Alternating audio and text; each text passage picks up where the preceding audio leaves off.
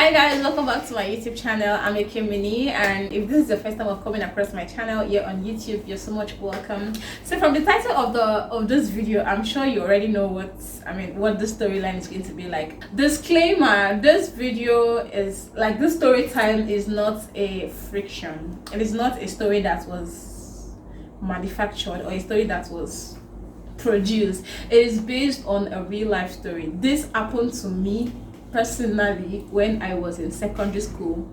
I've never told anybody this story before because at that time I was feeling, as a young girl now, I was kind of scared about the whole thing.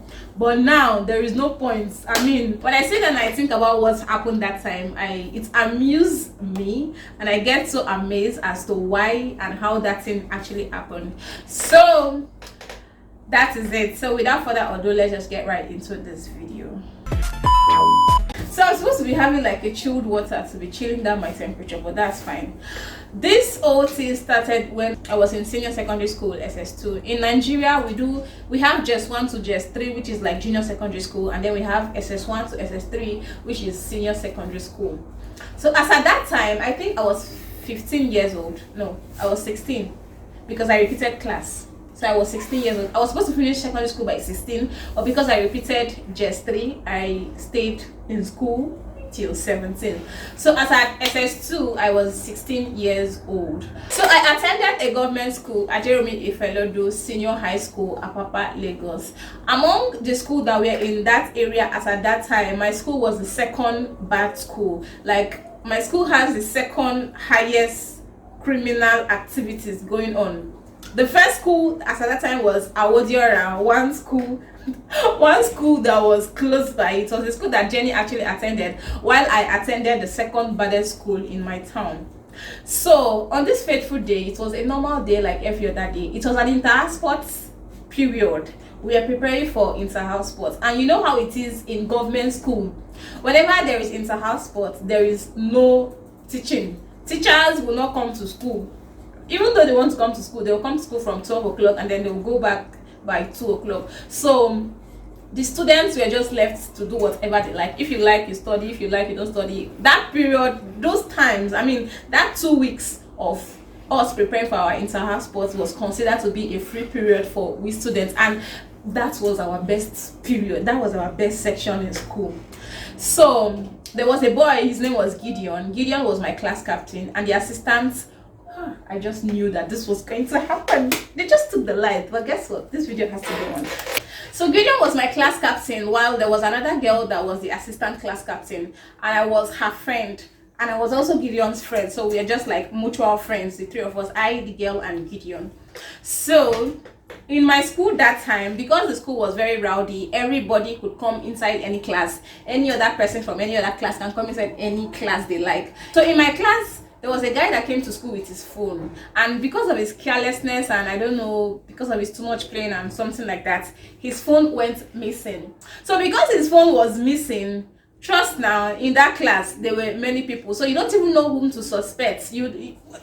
When you lose anything, it's better for you to just start maybe crying, or just go home and sleep. If you want to start accusing somebody, you will end up putting yourself into trouble, because the bad boys are always there to defend themselves. So they will take the phone, they would organize with their boys and take your phone. But when you come to accuse them, they will beat you for telling them they took your phone. So that was what happened to that guy. They took his phone, and he wasn't sure about who took the phone, so he didn't know what to do. So he went to report to the class captain, who was Gideon. Gideon was my friend. So Gideon was very confused. Gideon was a big boy. He was around 20 at that time, so he was big in age, and he was also mature. So he went up to the big boys, to the bad boys, sorry. There were like 5 of them. They were not in our class, but they were from another class. So he went up to them and told them that he knew that they were the one that took the phone, and that they should give him back that phone. Since he was a class captain of this class, they don't have any right to come inside his own class and steal something. So they were angry. They were like, why would they come to us and tell us that we took your phone? What kind of rubbish is that? Is a man, is a crazy? What's it bring other one? They were saying something. And these boys, they use charms. That's one thing that is very common in secondary school boys, like all those SS2 boys, they use charms. I don't know how they manage to do those things, but there are some that they smoke in class, they drink in class, they do all manner of things. Teacher knows, but teacher can't do them anything because even the teachers are scared of them. So everybody's just like that. So even if you go to report them to the teacher, especially if it's a female teacher, they'll just say, don't worry, just leave them. They will end up being they'll just look for a word to just let you go. So we don't even bother reporting those sets of boys to any teachers because they are not going to do anything. So because Gideon was mature enough, he went up to them and told them to give him that phone. So they were angry and they started like insulting Gideon. They harassed him to the extent that, okay, since they knew that Gideon wasn't going to allow them be for not giving him back that phone, they actually said they would take us to a place where that person is going to tell us who took that phone.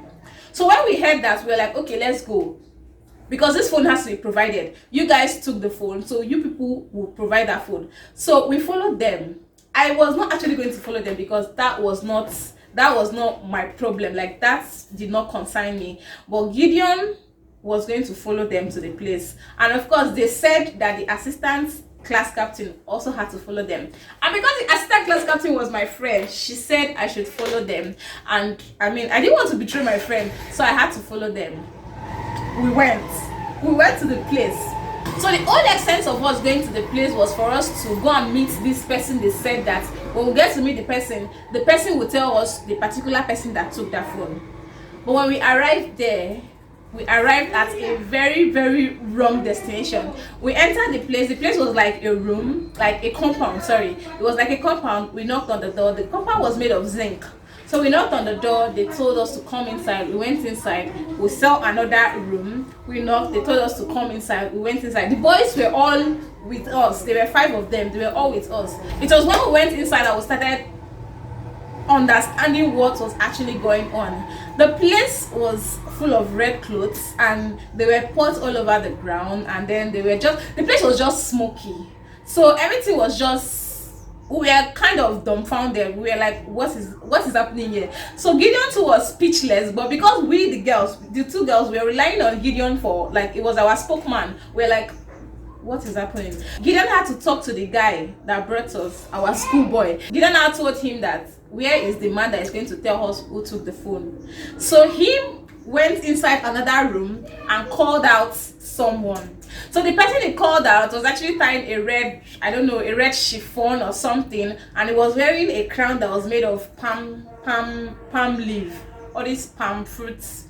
They just rounded it to form a crown or something, and he wore it like that. So when he came out, he told us welcome. He asked me what my name was. I told him my name was Ekemini. He asked him what his name was. He said his name was Gideon. He asked her what her name was. She said her name was Blessing. He told us that we are welcome, that we should sit down on the floor. We sat down on the floor.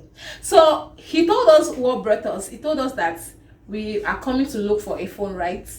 We said yes. It was just like all these things that were happening in Nollywood. We're like, okay, this guy already knows our problem, so he's going to help us. So he said he knows who took the phone, but we should be patient. He asked us to stay. We sat. The boys that came with us to sat with us, and then there were other guys that were in that compound that came inside. There were like 3 of them. 2 came inside while 1 was outside.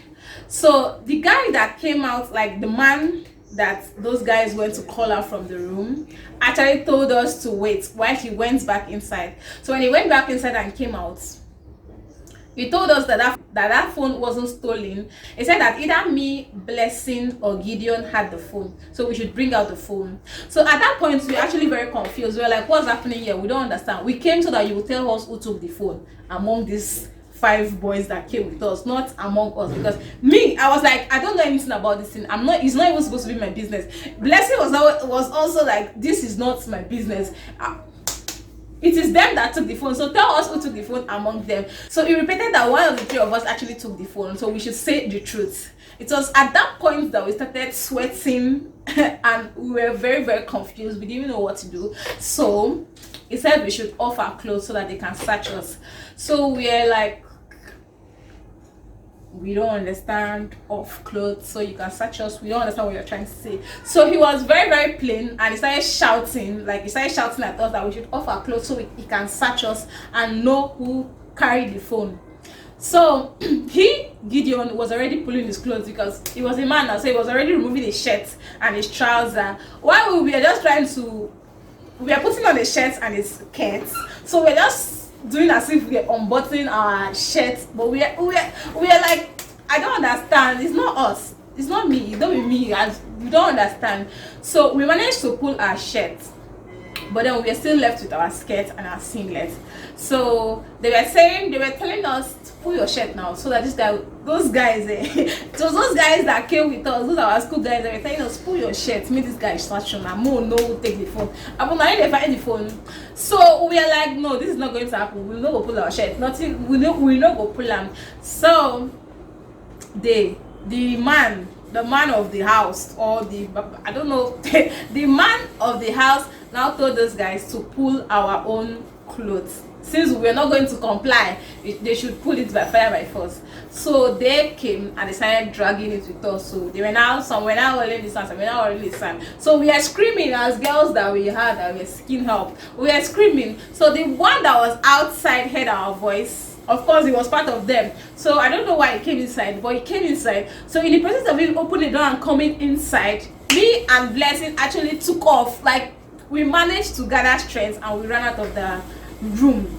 But of course, the room was surrounded by a compound, so we couldn't go outside. But because the compound was gates kind of compound, we were hitting it out loud, and then the babalawo, what were we call him, the man of the house, came outside, and then he had to open the door for us to go because we are already drawing attention, and I'm not sure they needed that kind of attention. So we ran to the school. Our school was very close by to that place, so we ran to the school. We saw our teacher, a maths teacher that was there in school, so we had to tell him what was happening. We told him that a phone was stolen in our class, and then these guys took us to a place because we felt they were going to tell us who took the phone, but we didn't know. They did this, they did that. Gideon is still there. They are going to this one, they are going to that one. So he was a Yoruba man, and those guys were obviously Yoruba people too. So he had to rush down with us, with another teacher that was present, our government teacher. They were all Yoruba, so we had to rush down to that place. But before we could get there, we didn't see any of them again. We just saw Gideon. Gideon was already there. They are already beating him up. They beat him up, and his face was all swollen. They didn't injure him as per se, but he just had this swollen face. His shirt was already dirty because I don't know whether they tried to drag, maybe he tried to escape and then they were dragging him too, but we didn't meet any of them. Then we carried Gideon to the school and they just gave him some minor first aid treatment, and that was how Gideon actually escaped. And in fact, not Gideon escaping, we actually escaped, because Gideon wasn't going to lose a lot of things. Like, it's just the beating that was harsh for Gideon, but for we, if what happened didn't happen, I mean, we would have been there and nobody would have known what happened. Maybe they would have done something very drastic to us that we wouldn't even be able to even talk and even gist about. But that is what actually happened that day. The next day, our math teacher was able to ask us if we knew those students that took us to the place, but we knew them. But the next day they didn't come to school. From that day till the day we finished that school, those set of guys did not come to school. So we are just wondering if they were really our students or they just came because they were putting on our uniform. So because they didn't come to school, we couldn't even figure out if they were our students or not. But that was how that particular incident just happened, and that was how our lives were saved. So my advice for every single girl going out, like every girl that's in secondary school, that is in school, not even in secondary school, if you're going to a private school, if you're going to a private school, you are at risk. If you're going to a government school, you are at higher risks, because this government school, the people that are coming there, not everybody is sane. Most of them are so insane. They do things that they most of them are cultists, most of them are ritualists. It's not even a joke. These things are very, very real. These things are very, very real, especially if you are schooling in Lagos, in a place that was as rough as Apapa where I grew up. That was something that was very, very common in government school. You will see a child that is not even up to 15 years old smoking and drinking in school there, especially when it's that entire sports time. That's when you start seeing things. You'll be seeing girls that 30 years, 40 years, they are smoking, and I'm like, these people are not, I'm not getting all these things. But that's what is happening. So if you are a parent too, try to watch out for your kids. Make sure you are closer to your kids. Make sure you know what is happening in their life. Make sure you know you are observing them, especially if you are sending them to a government school. Because see, the things that they are learning there, the things that they are seeing is so dramatic. So guys, that's basically it for this story. I hope you did enjoy listening. I don't know, I hope you learned one or two things that you can jot down. Don't forget to subscribe to my YouTube channel if you haven't done so already, and I'm going to see you guys in another of my video. Bye.